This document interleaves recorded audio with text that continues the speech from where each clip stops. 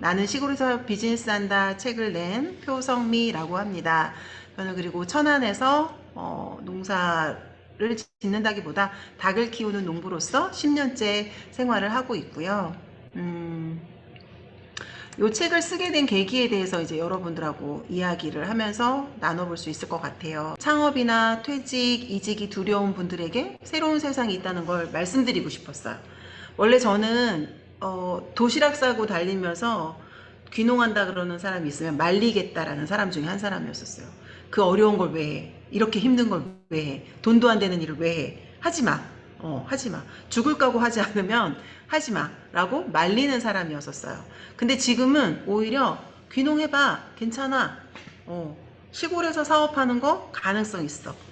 멋져. 멋진 일이야. 할 수 있어. 라고 오히려 권하는 사람이 되었어요. 어쩌다가 그렇게 권하게 되었냐면 책을 읽어보셔서 아시겠지만 저 같은 경우는 남편이 제 뒷덜미 탁 잡고 끌고 내려온 스타일이에요. 저 같은 경우는 전혀 시골에서 살 생각도 없었고 그 멜론집 아들님처럼 정말 시골에서는 귀촌하러 여유롭게 살고 전원생활을 즐기러 내려가고 싶었던 거지 고생하러 내려가고 싶진 않았었거든요. 그런데 제가 막상 내려와서 보니 시골에 오면 농사 짓고 그냥 몸이 고달픈 그런 일들만 있을 거라고 생각을 했었어요. 근데 아닌 거예요. 비즈니스의 영역이 굉장히 넓은 거예요. 그래서 이 많은 비즈니스 영역을 도시 사람들은 못 보는 거죠. 알지 못하는 거죠. 그래서 그런 비즈니스 영역이 시골에 굉장히 많이 존재하고 있고 그런 것들이 나의 도시의 경험과 어떻게 맞물리면 그것들을 사업으로 키워갈 수 있는지에 대해서 안내해드리고 싶었던 거예요. 제가 아무것도 모르고 시골에 가면 그냥 농사만 지어야 된다고 생각을 하고 내려왔듯이 대부분의 귀촌 귀농을 생각하시는 분들도 대부분 저 같을 거란 말이죠. 그래서 그렇지 않다라는 걸 안내해드리고 싶어서 쓴 책이고, 그리고 저희는 귀농을 준비하지 않고 내려온 케이스예요. 그래서 정말 좌충우돌 맨 땅에 헤딩하면서 10년이라는 시간이 걸렸는데 제 책을 읽으시면 귀농 귀촌할 때 10년보다는 조금 더 시간을 줄일 수 있지 않을까, 단축하고 사업 비즈니스를 계획할 수 있지 않을까, 이런 것들을 안내드리고 싶었었어요. 그리고 사업을 구체화시켜서 그 돈 벌리는 구조로 만드는 그 방법들도 좀 안내하고 싶었었고, 저 같은 경우는 블로그로만 고객을 100% 직거래로 만들다 보니 마케팅 도구로서 SNS를 잘 활용하면 그냥 가만히 앉아서 사무실에 앉아서 글 쓰는 것만으로도 돈이 벌리는 구조를 만들 수 있다라는 거. 물론 생산을 위해서는 밖에서 노동이 필요하죠. 하지만 잘 파는 일도 중요하기 때문에 어떻게 하면 SNS 활용을 통해서 내 물건을 팔고 그 다음에 나의 브랜딩을 하고 그 다음에 나의 생산 가치에 부합하는 사람들을 모아서 그 1%의 고객과 찐하고 오래 갈 수 있는지, 이런 것들에 대해서 제 책을 읽고 한번 생각해 봐 주셨으면 좋겠다, 이런 내용으로 제가 책을 쓰게 되었습니다. 시골 비즈니스 뭐가 있는지 궁금하시죠? 네. 시골에 비즈니스 영역이 되게 많아요. 그러니까 우리가 생각하는 그냥 단순히 1차 농산물을 생산하는 게 있고, 그 다음에 1차 농산물을 가공하는 가공업이 있고, 그 다음에 그것을 판매하고 체험이나 이런 경험을 판매하는 서비스업, 이렇게 있는데 이것들이 생각보다 굉장히 폭이 넓어요. 그렇다면 어떻게 하면 시골 비즈니스를 이끌어낼 수 있을까? 오늘 이제 그 이야기를 조금 한번 해봤으면 좋겠거든요. 그러니까 우리가 시골 자원이라고 하면 뭐가 있을까? 경관 자원이 있을 것이고, 또 뭐가 있을까요? 어떤 지역에 스토리가 있을 거고 문화가 있겠죠. 이러한 시골 자원과 나의 도시의 경험을 합쳐서 믹스 매치하고 그 다음에 그것들 중에서도 소비자가 원하는 요구가 뭐가 있을까? 요 세 가지를 잘 고민을 하면 시골에서 할 수 있는 비즈니스 영역들이 많거든요. 하나를 덧붙이자면 어떻게 보면 도시의 욕구? 라고 볼 수 있겠죠. 예를 하나 들어볼까요? 제가 달걀 농장을 하는데 저희 달걀은 한 알에 1,000원이에요. 1,000원. 1,000원이라 그러면 다들 혀를 내둘러요. 너무 비싸다고. 왜냐면 지금 마트에서 한 판에 8,000원 정도 하죠. 그것도 올라서 8,000원, 9,000원이지 제가 귀농했을 당시에는 한 판에 2,000원, 행사하는 거는 2,000 얼마, 그 다음에 뭐 3,000원, 그 당시에도 비싸다는 달걀이 5,000원 정도밖에 안 했었거든요. 그랬는데 저는 그때 당시에 5,000원밖에 안 하던 당시에 저희 농장에서 판매하는 달걀은 한 판에 18,000원이었었어요. 지금은 무려 30,000원이고. 그래서 사람들이 비싸다고 안 사 먹는 거예요. 단순히 이제 가격만 따지고.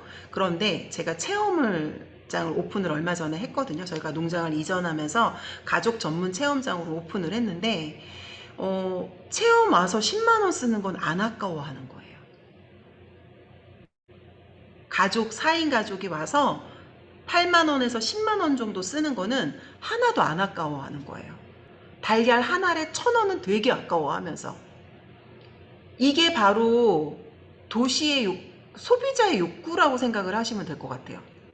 그러니까 소비자의 욕구가 어디에 머물러 있나를 생각을 하고 그 소비자의 욕구에 맞는 시골 자원과 나의 도시의 경험을 믹스 매치하면 시골에서도 얼마든지 비즈니스가 가능하다. 근데 이거는 꼭 시골에서만 해당되는 건 아닌 것 같아요. 도시에서도 마찬가지고. 그리고 제가 여기 하나 잘못 썼네요. 도시 욕구가 아니고 시골 욕구예요. 시골 욕구. 또 하나는 뭐냐면 시골은 도시보다 부족한 것들이 되게 많아요. 시설도 부족하죠. 서비스 자원도 부족하죠. 여러 가지 것들이 부족하거든요. 그러니까 우리가 생각할 때 빵집을 도시에서 혹은 아파트촌 근처에서 해야지만 빵집이 잘 될 거라고 생각을 하고 빵집을 오픈한다 그러면 도시만 떠올리잖아요. 근데 아니거든요. 시골에 빵집이 부족해요. 시골에 읍내는 이런 데는 빵집이 부족해서 빵을 먹고 싶어도 빵을 사 먹기가 어려워요. 그래서 마트나 이런 큰 마트나 아니면 진짜 맛있는 빵을 못 먹는 거죠. 삼립빵 같은 것밖에 못 먹는 거죠. 슈퍼에 가가지고. 그런데 시골에 와서 나의 그 도시의 그 경험을 시골에 가서 시골 사람들의 부족한 욕구, 그 사람들이 부족하다고 생각하는 그 욕구에 맞춰서 시골에다가 조그만하게 빵집을 열면 빵집 엄청 잘 돼요. 시골에는 커피숍 안 될 것 같죠? 시골에도 커피숍 엄청 잘 돼요. 물론 위치 선정의 문제도 있긴 하지만, 그리고 요즘에는 다 그 차를 끌고 다니고 어디가 좋다더라 입소문이 나고 괜찮다라고만 하면 사람들이 기꺼이, 아까 제가 말씀드렸죠, 10만 원은 아까워하지 않는다고. 체험으로 10만 원은 아까워하지 않는다고. 커피 6,000원 7,000원짜리 사 먹는 거 아까워하지 않아요. 왜? 거기에서 얻는 경험과 만족감이 충분하다고 생각을 하면. 그렇기 때문에 여러분들이 도시에서만 무언가 비즈니스를 하고 사업을 하고 나의 그 재능을 확장시켜야겠다 라고 생각을 하고 도시에서만 머물면 계속 그 안에밖에 머무를 수가 없다라는 거죠. 도시 밖의 세상에도 분명히 필요한 사업이나 이런 것들이 있기 때문에 여러분들이 시골에 있는 문화적 자원, 경관 자원 이라든지 뭐 여러 가지 자원들을 내가 가지고 있는 도시의 경험과 믹스 매치해서 합치면, 그리고 도시 소비자가 무엇을 원하는지 그런 것들을 잘 파악을 해서 한다면 시골에서의 비즈니스 경험도 굉장히 풍족해질 거라는 거예요. 그리고 또 하나는 요즘에는 아기를 키우는 엄마들이 돈 쓰는데 그렇게 아까워하지 않아요. 본인에게는 조금 인색할지 몰라도 아이한테는 되게 아까워하지 않거든요. 그렇기 때문에 그런데 본인의 몸을 움직이는 건 싫어하는 거예요. 그래서 우리 어릴 때는 애들 이유식 직접 다 만들어서 먹였잖아요. 근데 요즘 젊은 엄마들은 이유식 바쁘기도 해요. 또 일도 하고 하니까. 그래서 이유식 같은 경우도 본인이 직접 만들다기보다는 어디에서 잘 만든다더라 라는 소문만 나면 그 이유식을 구매해서 그 이유식을 정기적으로 배달해서 아이한테 먹이거든요. 이렇게 도시 소비자의 어떤 욕구를, 그러니까 어디에 머물러 있나를 잘 생각하고 내가 그렇게 해서 시골에 가서 쌀농사 짓는 사람과 계약 관계를 맺어서 뭐 유기농이든지 이런 식으로 무농약이든지 하는 사람의 쌀을 구입해서 내가 아이한테 먹이는 좋은 이유식을 생산하겠다라는 식으로 마음을 먹고 시골에 내려와서 비즈니스 영역을 확장해 볼 수도 있는 거거든요. 그러니까 이렇게 여러분들이 도시 안에만 무언가가 가득 있을 거다. 거기 안에만 돈 벌 수 있는 사업의 기회 혹은 내가 일할 수 있는 기회가 그 안에만 있을 거다라는 편견을 버리고 눈을 조금 더 한적한 곳으로 경쟁이 조금 덜 치열한 곳으로 돌리면 뭐 큰 돈을 벌지는 못하더라도 소소하게 삶에 만족하면서 할 수 있는 그런 곳이 바로 시골이지 않을까. 이제 그렇게 저는 말씀드리고 싶고요. 또 하나는 시골에 책방이 많이 부족해요. 책방이 많이 부족한데 요즘 도시 소비자들 욕구 중에 하나가 대형 서점에서 책을 보는 것도 좋지만 아주 한적한 카페 같은 곳에 가서 자연을 벗삼아서 책을 읽는 것도 즐겨 하거든요. 그러면 여러분들이 도시에서만 서점을 내면 거기 인구가 많으니까 소비자가 많으니까 그쪽에서 서점을 하면 서점이 엄청 잘 될 거라고 생각하지만 오히려 경쟁자가 너무 많아서 잘 안 될 수도 있다라는 얘기죠. 눈을 돌려서 시골로 와서 좀 한적한 곳에 정원을 가꾸고 그 정원에서 조그마한 책방을 열고 그 책방에서 나와 같은 가치를 갖는 사람들끼리 모이는 책방 모임을 운영을 하면서 책방을 운영할 수도 있는 거예요. 그러니까 가치관이나 사고를 조금 바꿔서 이렇게 생각을 해보시면 좋겠다. 제 책을 통해서 그러한 힌트를 좀 얻으셨으면 좋겠다. 그리고 저와 오늘 이야기를 통해서 아 그런 길도 있구나 라고 생각해 보셨으면 좋겠다. 뭐 이런 말씀을 좀 드리고 싶어요. 그리고 농촌 쪽은 지원이 엄청 많아요. 물론 융자 지원이 더 많기는 하지만 그래도 요즘같이 이자가 비싼 시대에 저리로 빌려주는 정부 지원금을 이용하는 게 어디겠습니까? 농부라는 직함을 가지고 타이틀을 가지고 시골에서 어떤 사업을 이끌어가면 거기에 대한 플러스 알파의 그 이득들이 좀 많이 있어요. 물론 몸은 되게 많이 힘들어요. 제가 조금 아까 뭐 조그만 정원을 가꾸면서 책방을 열면 어떠냐 이렇게 얘기했지만 그 조그만 정원을 가꾸는데 굉장히 어렵습니다. 물론 새벽부터 일어나서 땀 뻘뻘 흘리면서 마당에 잡초도 뽑아야 되고 사람을 내 농장에 불러서 오게 와서 즐기게끔 하려면 그만큼의 고된 몸의 노동이 필요하기는 해요. 하지만 도시에서 일한다고 해서 그 정도의 노동을 안 할까요? 그렇지 않거든요. 도시도 똑같거든요. 어떻게 보면 몸을 덜 움직이는 대신에 머리는 더 많이 터지는 그런 상황을 경험할 수도 있거든요. 그런 점에서 본다면 도시에서의 사업도 좋지만 시골에서의 사업도 어떨까? 그런 쪽으로 한번 고민해 보시면 좋겠다. 이제 이렇게 말씀을 드리고 시골로 내려오지 못하는 이유 중에 하나가 아이들 교육이 걱정돼요 라고 하시는 분들이 많아요. 저도 그랬어요. 저도 책 읽어보신 분은 알겠지만 저는 사교육에 거의 10년 가까이 몸담았던 사람이고 그리고 우리 아이들이 4년제 대학을 못 가면 어떡하나 되게 걱정했던 사람이었고 특히 농고 같은 곳을 나오면 사람 구실을 못하는 쉽게 심하게 말하면 저는 그렇게 생각을 했던 사람 중에 하나였었어요.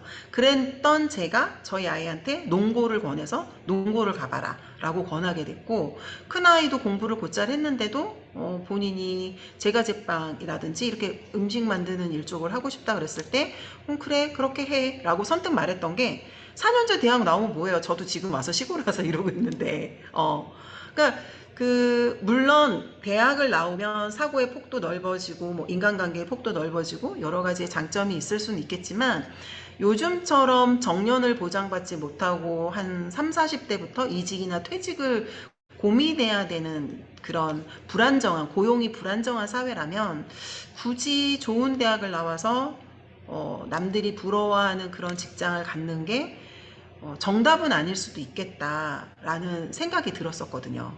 그래서 오히려 일찍부터 자기 사업을 하고 내 일을 찾아간다면 또래 아이들보다 훨씬 더 빨리 성장하고 그 안에서 자기의 어떤 무언가를 이루어낼 수 있지 않을까 이런 생각이 들었기 때문에 저는 아이들한테 그렇게 권했는데 이렇게 권하게 된 계기가 시골에 내려오면서 저의 가치관이 완전히 180도 바뀌었기 때문이에요.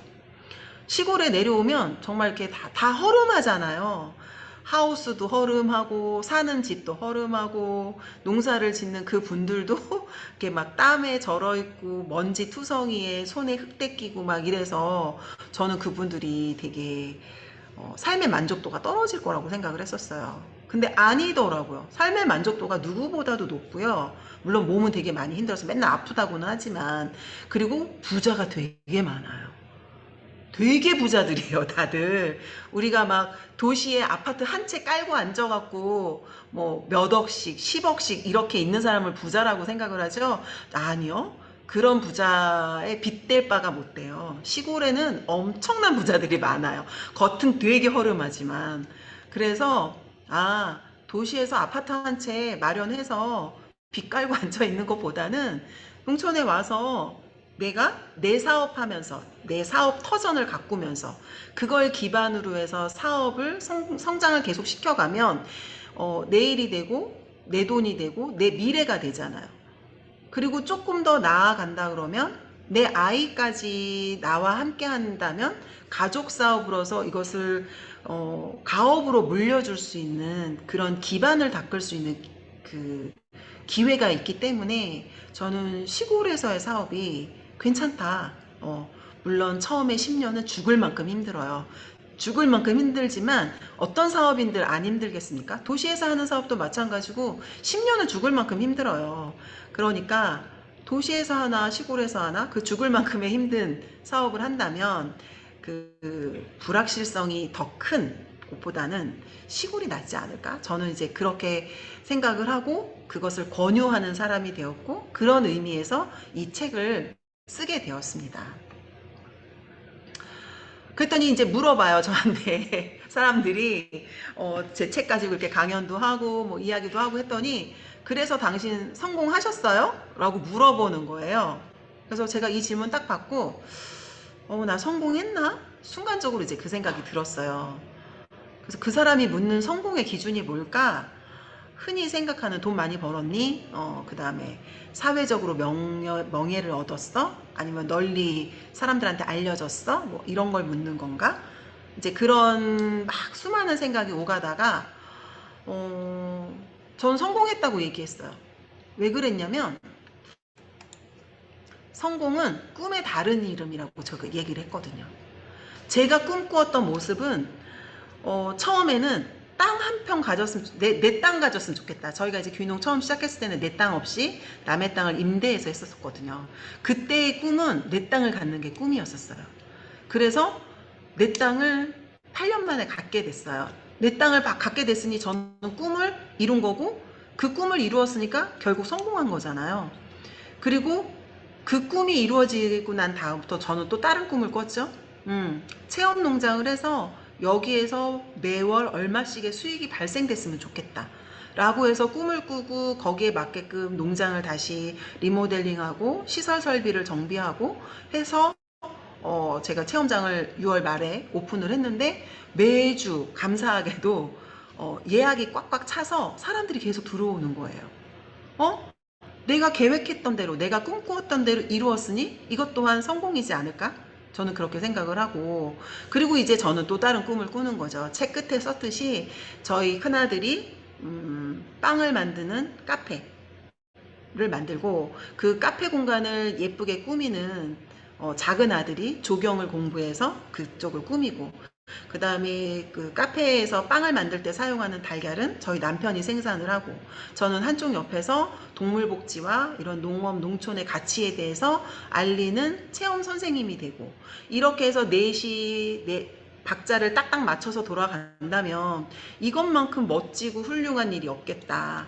그래서 저는 그 꿈을 꾸고 있고 그 꿈이 이루어지면 저는 성공한 거겠죠. 그래서 성공이라는 기준을 내 안에서 찾아보면 어떨까? 라는 생각을 합니다. 그리고 꿈을 꾸지 않으면 성공 근처에 갈 수가 없더라고요. 왜냐면 꿈을 꾸지 않으면 내 꿈이 뭔지도 모르고 방황을 하게 되고 그 꿈을 향해서 도전하고 무언가를 하려는 노력을 안 하게 되거든요. 근데 꿈을 꾸면 그 꿈을 이루기 위해서 방법을 찾게 돼요. 방법을 자꾸 찾게 되면 그 난관에 부딪혔을 때도 뭔가가 그 찾는 길이 보이기 시작을 해요.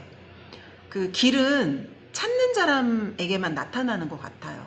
찾지 않고 여기까지가 내 길이었던 것 같다 라고 그 길을 딱 그 포기하는 순간 막다른 길이 되는 거고, 아니야, 또 다른 길이 있을 거야.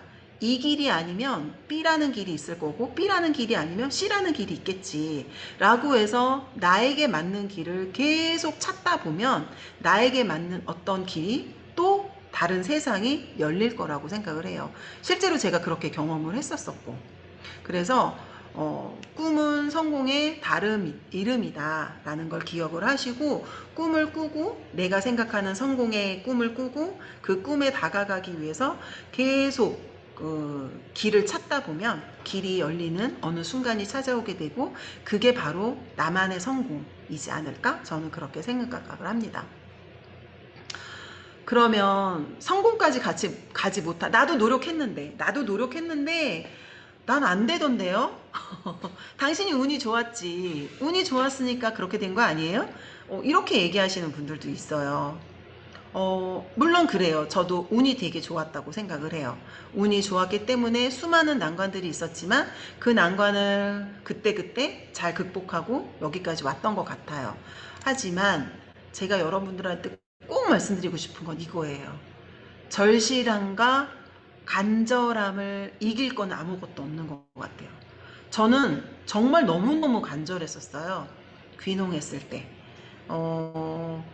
둘 다, 저희 남편하고 저 둘 다 시골 경험이 한 개도 없었고, 농사도 지을 줄도 몰랐고, 닭은 뭐 키워봤겠습니까? 전혀 안 키워봤고, 그 다음에 그 소비자로만 살았던 사람이 어느 날 갑자기 판매해야 되는 사람이 생겨서 아쉬운 소리도 해야 됐고, 그 다음에 뭐 마켓 같은 데 나가서 저희 달걀 좀 봐주세요. 한 판에 얼마입니다. 막 이런 것도 외쳐야 했었어요.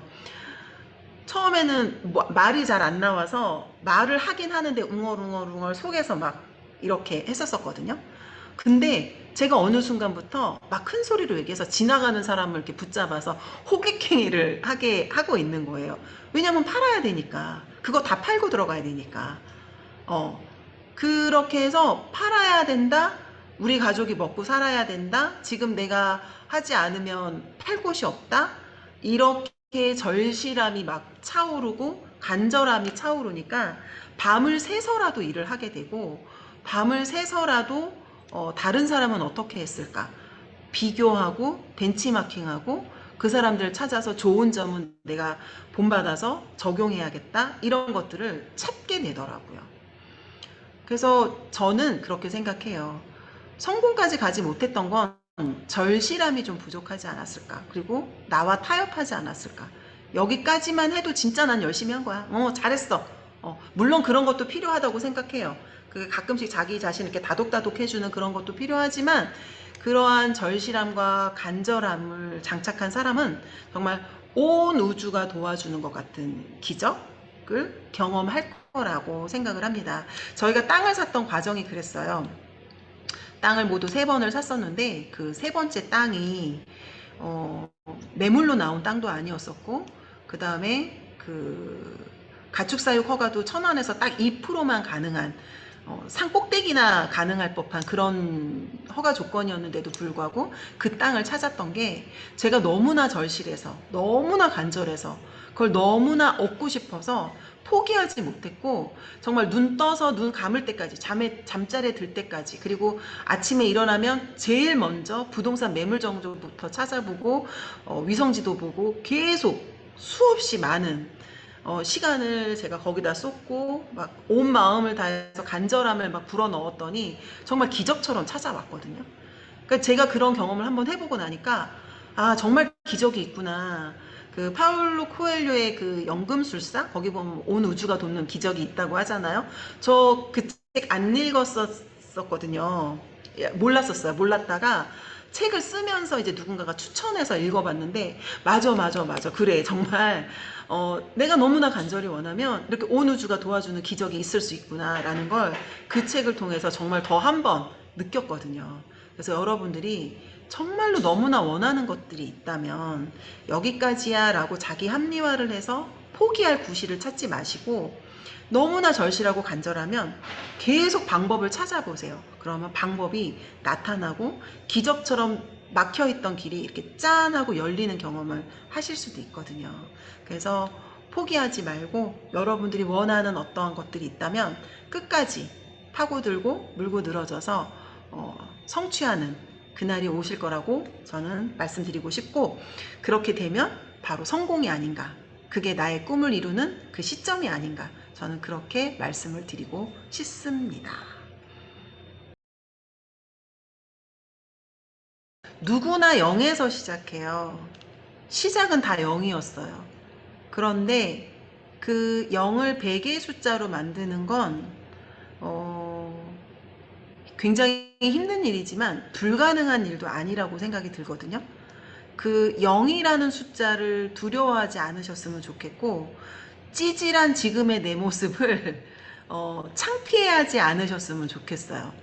그 찌질함과 0이라는 숫자를 그 가슴에 품고 그 단계를 뛰어넘으면 100에 가까워지는, 그 다음에 더욱더 완성되어 가는 내 모습을 발견할 수 있을 거다라고 저는 그렇게 말씀을 드리고 싶고, 그 찌질한 순간이 없이는 아무도 성공할 수 없거든요. 그래서 두려워하지 않고 나의 선택과 방향을 믿고 꾸준하고 절실함을 장착해서 밀고 나가면 언젠가 나의 꿈을 이루는 성공의 그날을 맞이하실 거라고 저는 말씀드리고 싶습니다. 감사합니다. 오늘 제 얘기 끝까지 들어주셔서 정말 정말 감사합니다. 누군가에게 응원받는다는 게 이런 느낌인 것 같아요. 예, 제 생각을 응원해주고 같이 공유하고 동조해 주셔서 너무너무 감사합니다. 진짜 좋은 시간이었어요. 감사합니다.